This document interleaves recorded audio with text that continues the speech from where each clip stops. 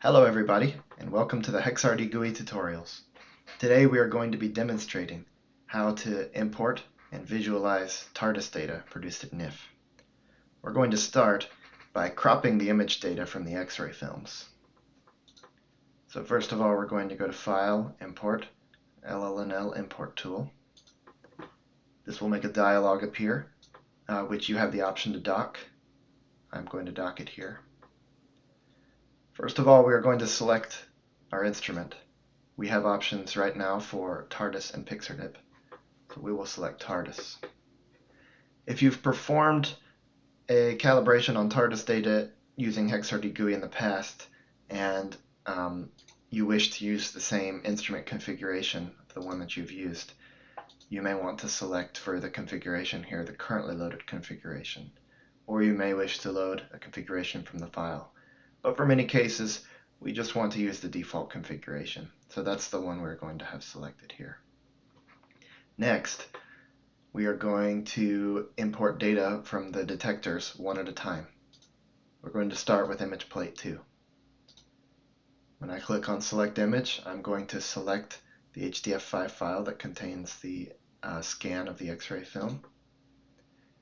The image will appear here in the main canvas. We're going to apply scaling in order to be able to better see the borders of the detector and the fiducial circle here. You can left-click the detector template and drag it to move it around. You can shift-click. You can hold down Shift and left-click in order to rotate it. These instructions are found over here. You may also use the arrow keys for finer adjustments. But we are going to adjust it, and it does not have to be perfect because we can take into account any of these imperfections in calibration later. Once you have your detector outline properly placed, click Save Detector Boundary, and we'll move on to the next image plate. We'll move on to image plate 4. So once again, simply drag the detector outline, line it up properly.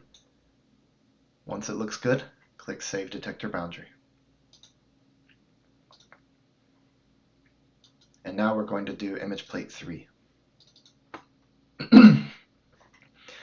This data was taken a long time ago, and as you can see, the outline does not match up with the image here.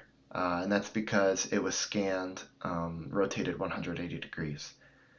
But we are able to correct for things like this by applying a transform. See, there's an option to transform an image here, and we can rotate the image by 180 degrees in order to fix this. There, the image has been rotated 180 degrees, and now we are able to line up image plate 3's outline properly. The full outline of the X-ray film is displayed here in order to help you line it up better. But once you've lined it up and you click Save Detector Boundary, it actually crops out some of the pixels on the outside. You can see after you click Save Detector Boundary that the boundary shrunk. And the reason is because these pixels on the edges are often not useful. The cropping that is performed here is the same cropping that is done in the Igor code. Once you have imported all of your the data for all of your image plates, click Complete and Reload Instrument. And then, there you have it. We're in the raw image mode here, and you can view the images for each of your detectors here. I'm going to close the import tool now. So one of the first things we can do to get an overall picture of our setup is go to the Stereographic View over here. This uses settings from the polar view to generate it. In fact, we can increase the resolution of the polar view in order to increase the resolution of the Stereographic View. But on a quick glance here, we can see that this example has 2 X-ray sources, and our settings are currently set up for X-ray source 1, the one over here, where you can see that the device share lines are less prominent than in X-ray source 2 over here. Also, because this is an older example, the fiducial wire markers here are not extending into the planar image plates and are only over the cylindrical one. So they're not as helpful in this case. We're going to switch over to the polar view though, and remember that our current settings are on X-ray source 1 here. And first of all, you can see that the visor is not located at the center as we would normally have it.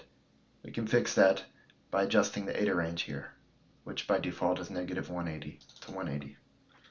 We're going to change it to be from 0 to 360 instead. Now the visor is at the center, and the view is more traditional. We can also increase the resolution of the polar view by decreasing the pixel size. I'm going to change the pixel size of 2 theta to be 0.1. And it's looking a lot nicer. You can see that the Debye share lines from X-ray source 1 are once again in this view not as prominent. You can use the brightness and contrast editor here in order to make different features more visible. And because of the lines from the other X-ray source, the line out is not that helpful right now. But we are going to switch over to the other X-ray source since the lines are more prominent. The way that you do that is you take this azimuth value here, and instead of 119, which is for X-ray source 1, change it to 60 for X-ray source 2. Then after that, the visor is once again on the outside, so we need to adjust the eta range to be negative 180 to 180. And there you have it. Now we're looking at the other X-ray source. So you can see that the lines are much more prominent in this X-ray source, and the line out appears to be a little better as well. The data is actually relatively close to being calibrated. We would still want to improve it, and we are going to demonstrate in a separate video calibration that can be used in order to improve these. But this video we're just going to show the visualization. In a separate video as well, we are going to demonstrate masking, where you may want to mask out these Laue spots, and you may want to mask out the Debye share lines from the other X-ray source. One thing we can do in order to improve the line out here is applying the SNIP, applying a SNIP background subtraction. That definitely improves the line out here, although the image doesn't look that great, and this can be corrected by applying masking for the features that we do not wish to see, such as the Laue spots and the Debye share lines from the other X-ray source. But once again, we'll be covering that in a separate video. And that is all. Thank you very much for watching our video on importing and visualizing TARDIS data. We hope that you find this very useful.